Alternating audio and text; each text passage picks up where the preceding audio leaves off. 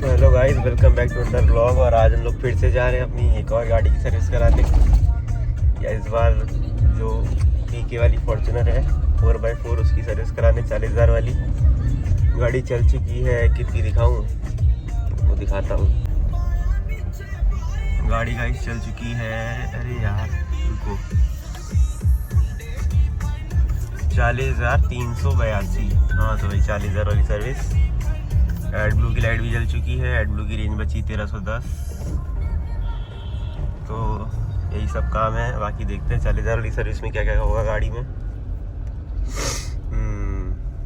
जा रहे हैं टोयोटा, वहीं सनी टोयोटा फैजाबाद रोड वाले।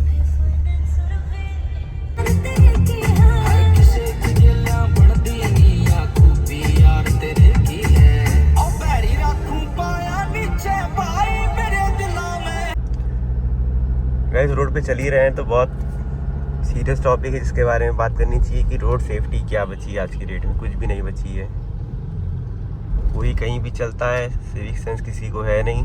अभी डाले वाला है, ये यहीं चल रहा है ओवरटेकिंग लेन में, ये नहीं कि ये लेफ़्ट चले। तो वही है, लाइसेंस जिस देश में पैसा दे के बन जाता हो उस देश में ऐसी चूतियाँ चलेंगे। और फिर जो है कल को इनके चक्कर में एक्सीडेंट होते हैं। इसके चक्कर में जो सही से गाड़ी चला रहा है या सही से बाइक चला रहा है या जो भी कर रहा है वो भी बेचारा फंसता है। सिविक सेंस किसी के भी नहीं है, सही में सिविक सेंस तो नहीं है। खैर कल ही जैसे वहाँ महाराष्ट्र में वो गिरा मेट्रो फ्लाईओवर का टुकड़ा गाड़ी के ऊपर, तो आदमी इतना पैसा दे के गाड़ी लेता है, फिर उस पर इनकम टैक्स भरता है, सब कुछ करता है अपने। पहले इनकम पे टैक्स भरता है, फिर गाड़ी पे टैक्स भरता है, फिर इंश्योरेंस पे टैक्स भरता है, फिर रोड टैक्स भरता है। गाड़ी की वैल्यू का लगभग 8 या 9-10% अलग अलग स्टेट के हिसाब से टैक्स भर देता है। उसके बाद भी जब उसके साथ ऐसा हो कि चलती गाड़ी के ऊपर कुछ गिर जाए तो सरकार को हर्जाना देना चाहिए कि नहीं देना चाहिए? मेरी बात साफ ये है कि देना चाहिए भाई। अगर अपनी गाड़ी से आप किसी सरकारी प्रॉपर्टी का वो कर देते, वो लड़ जाती है या डैमेज हो जाती है, तो सरकार आपसे मुआवजा मांगती है उसका। नहीं मांगती तो पुलिस वाले मांगते हैं, जो सीधी बात है, सेटलमेंट करने के लिए। तो इसीलिए जो है कुछ तो होना ही चाहिए रिफॉर्म्स इस देश में, ताकि वरना इस देश का जो मिडिल क्लास आदमी है वो हो जाएगा फ्रस्ट्रेट एकदम, और फिर होगा रेवोल्यूशन। रेवोल्यूशन तो होना ही है, आज नहीं तो कल। जिस हिसाब से करप्शन बढ़ रहा है, कोई भी सरकार आ जाए कुछ भी कर ले, पर जिस तरह सिस्टम ये ख़राब हो गया है कोई सुधार नहीं सकता इसको, जब तक एकदम वो ना हो जाए, क्या बोलते हैं उसको, अरे जो गांधी जी ने किया था, जो भी किया था। खासकर भाई ये जो टिर्री चल रही ना रोड पे, इसने तो अलग आतंक मचा रखा है। ये सवारी ढोने के अलावा जो है अब सारे काम करने लगी है। सवारी भी ढोती है, सामान भी यही ढोती है। चलो ठीक है, सामान ढो, सब करो, गरीब आदमी हो, पर भाई इसका मतलब ये नहीं कि तुमको रोड पे चलने की तमीज़ ना बचे। तुम कैसे ही रोड पे चल रहे हो, गाड़ी से इतना आके सट जाएंगे क्योंकि इनका तो कुछ जा नहीं रहा। लोहा लाते हैं इधर उधर, सब चारों तरफ से लोहा लगा होता है इनके। हल्का सा छू जाए तभी पलट जाएंगे, फिर तुम ही बुरे बनोगे कि अरे तुमने टक्कर मार दी, तुमने टक्कर मार दी। अभी कानपुर में भी जो केस हाईलाइट हुआ था, बुलेट वाला जो एक उसने टक्कर मार दी, तो मैं किसी को सपोर्ट नहीं कर रहा ना, मैं कह रहा हूँ कि लैम्बोर्गिनी वाला सही होगा। पर भाई जो ये रोड पे बाइक वाले चलते हैं, 90% गाड़ी चलाने लोग रिलेट कर पाएंगे कि ये देखते ही नहीं है कि तुम गाड़ी चला रहे हो रोड पे। ये आएंगे और तुमको ऐसे कट मार के जाएंगे जैसे कि इनके पास 10 ज़िंदगी और हैं। अगर ये मर गए एक बार तो ये 9 बार और जिंदा हो जाएंगे। थोड़ी जुकाम के चक्कर में आवाज़ बदली हुई है, ऐसे चलते हैं लोग। अब इसी रोड पे देख लो, सिविक सेंस के नाम पे, सिविक सेंस छोड़ दो यार, रोड तो सिविक सेंस को मारो गोली, रोड सेंस के नाम पे क्या है इस रोड पे? हाँ, सब इसी रोड पे चल रहे हैं। जिसको ओवरटेक करना हो, नहीं करना हो, बाइक वालों को देखो बीच में चलेंगे एकदम। अब आदमी भी क्या करेगा, आदमी भी फिर ऐसे ही चलेगा। अब उसको देखो, बुलेट वालों को देखो, किधर चल रहा है वो, इधर चल रहा है उसको। सॉरी गाइस, फ़ोन आ गया था। अब इसको देखो, बुलेट वाले को कहाँ चल रहा है, एकदम बीच रोड पे चल रहा है। अब ये इसको कोई गाड़ी वाला गलत तरीके से चला रहा हो, टक्कर मारे तो नुकसान किसका होगा, जान किसकी जाएगी? इसी की जाएगी बेचारे की। पर वही है, कौन समझाए। सरकार भी ऐसे ऐसे काम करती है। अब ये डिवाइडर बना दिया बिना किसी इंडिकेशन के, बिना किसी उसके, रात में कोई आए और इस पे गाड़ी लेके चढ़ जाए तो नुकसान किसका होगा? या तो गाड़ी वाले के नुकसान होगा या बाइक वाले का नुकसान होगा, गिर के चोट खा के मर जाएगा। तो ये क्या है? कोई इंडिकेशन नहीं, कुछ नहीं। जब इस पे कोई वीआईपी किसी बड़े पुलिस वाले का या नेता का लड़का जब गिर के मरेगा या चोट लगेगी तभी ये हटेगा। कॉमन इंसान की चाहे जान जाए चाहे कुछ हो, किसी को फर्क नहीं पड़ता, जो फैक्ट है।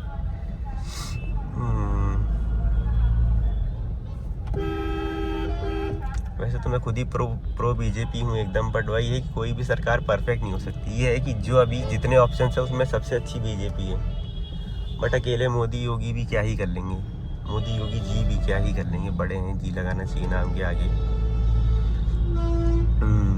जब तक आदमी इस देश का अपनी तरक्की नहीं चाहता है, दूसरा आदमी क्या करेगा? कितने लोग क्या कर लेंगे? आदमी अपने घर में 10 लोगों को साथ नहीं लेके चल पाता, तो इतने बड़े देश में तो क्या ही कोई कर लेगा। सब्जी मंडी लगी है रोड पे, कोई डेडिकेटेड स्पॉट नहीं, कुछ नहीं, यही लोग जाम लगाते हैं शाम को। यहाँ हर गाड़ी के पीछे आपको या तो पुलिस लिखा मिलेगा या प्रेस लिखा मिलेगा, क्योंकि ये लगाने के बाद तो फिर आपके पास राइट होता है, आप रोड पे कैसे भी चलो।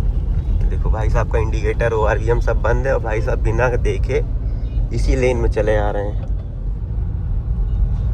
अभी भाई साहब लड़के देखो, ये देखो, ये देखो, कोई पीछे देखना नहीं, कुछ नहीं। यही चीज़ मैं रोड के बारे में बोल रहा हूँ कि इंडियन रोड्स पे गाड़ी चलाना सर्वाइवल ही है। आपको अगर आपने महंगी गाड़ी ले भी ली तो आप ये मत सोचिए कि आप उतना रोड टैक्स देने के बाद आपको प्रिविलेज मिलेगा। यहाँ आपको इन टिर्रियों से, ये देखो, इन लोगों से बच के आपको इतना चलना है कि कोई फ़ायदा नहीं है आप पे बहुत ज़्यादा महंगी गाड़ी लेने का। जितनी महंगी गाड़ी लोगे, कल को आप किसी को टक्कर मार दोगे तो उतनी बड़ी गलती आपकी होगी। आपके पास छोटी गाड़ी है तो अरे आपको कहा जाएगा अरे गरीब आदमी है। अगर यही आपके पास 50-60 लाख, 1 करोड़, 2 करोड़, 5 करोड़ की हुई गाड़ी हो तो आप ही वो बनोगे कि अरे टक्कर मार दी, इसके पास तो हराम का पैसा है। ये देखो भाई, ये देखो, ये रोड पे चलने का इन लोगों का, ऑटो वालों का ये है, ना हटेंगे ना कुछ करेंगे। पीछे मोदी जी बैठे हुए हैं तो ऐसे सोच रहे हैं कि ये देखो, ये देखो, इसको देखो, इसको देखो, इसको देखो, इसको देखो, साले को क्या ही बताएं। वही तो बताएं, रोड ऐसे नमूनों से भरी हुई है पूरी, कहीं की भी ले लो। तो वही है कि इतना रोड टैक्स, मतलब गाड़ी लेना आज की डेट में एक बड़ा सवाल बन गया है इस देश में। तो ले या ना ले, आदमी लेना चाहिए, ले, बिल्कुल ले, पर उसके बाद उसको मिल क्या रहा है? फैसिलिटी क्या मिल रही? कुछ भी नहीं।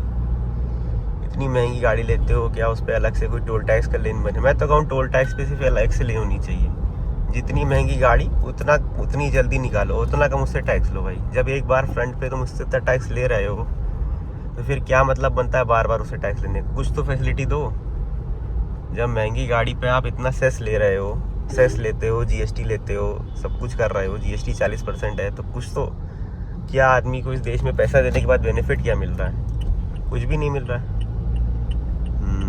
ऐसे ही जो आदमी धीरे धीरे चल रहा है ओवरटेकिंग लेन पे, उसके पीछे आपको चलते रहना है। आपको ना चाहते हुए भी गलत साइड से ओवरटेक करना पड़ेगा, क्योंकि आप इन लोगों को हॉर्न दोगे तो ये हटेंगे, है नहीं। इनका जो है जन्मजात अधिकार बन जाता है ये, कि ये जो है ऐसे ही चलेंगे, हम ऐसे ही हैं। इस देश में आधे लोगों की गलतफहमी यही है कि वो गलत हैं और उनको ऐठन इस बात की है, वो ऐसे ही रहेंगे। तो इसीलिए जो है सर्वाइवल है रोड पे चलना, खास कर तो रात के टाइम इसलिए निकलो तो ठीक है, पर अगर आप भरे दिन में भरे ट्रैफिक में आप निकल रहे हो तो फिर आप अपने दिमाग का जो है दही करने के लिए तैयार रहो एकदम, कि आपका जो है मेंटल पीस तो नहीं मिलेगा आपको दिन में गाड़ी चला के। उसके लिए आप रात में या सुबह सुबह निकलो। एक पूरा व्लॉग बना सकता हूँ रोड सेफ्टी का, नहीं क्या?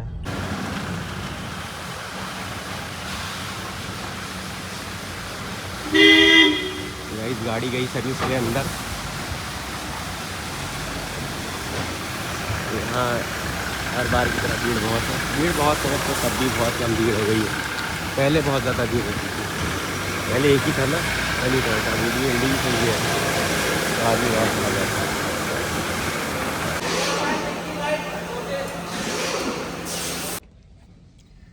गाइस गाड़ी सर्विस हो चुकी है और ज़्यादा कुछ दिखाया नहीं, वही पिछली बार भी डाला ही था, वही सब हुआ गाड़ी में।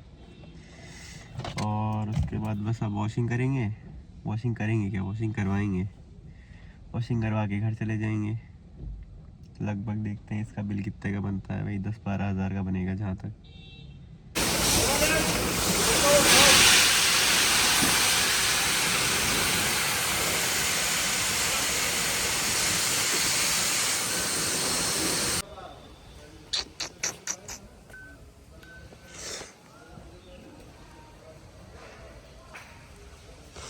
कैसे हो?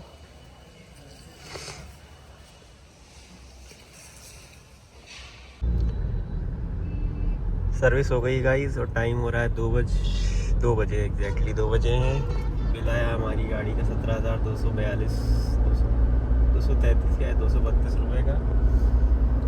डिफरेंशियल ऑयल चेंज हुआ आगे पीछे दोनों की, गाड़ी 4x4 है और इसके अलावा इंजन ऑयल चेंज हुआ है, AC फिल्टर चेंज हुआ है, एयर फिल्टर ठीक था। हमको लग रहा था हमारी गाड़ी वहाँ से गई थी स्पीति हुई थी तो ख़राब हो गया होगा, बट साफ़ सुथरा था एकदम।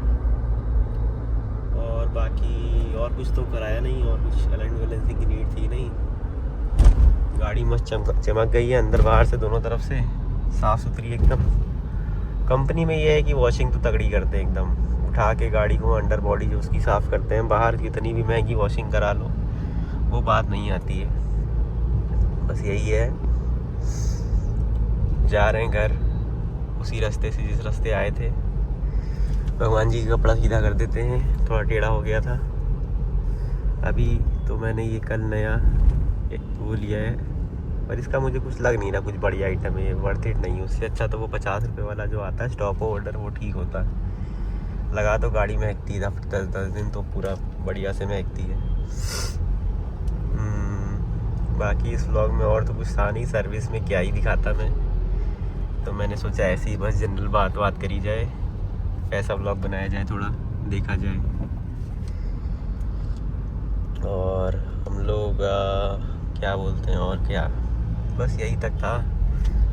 यहाँ तक देख लिया तो कमेंट करना, लाइक करना, सब्सक्राइब कर लेना, नहीं कर रखा है तो शेयर करना, और उसे कहना कमेंट करें, लाइक करें, शेयर करें।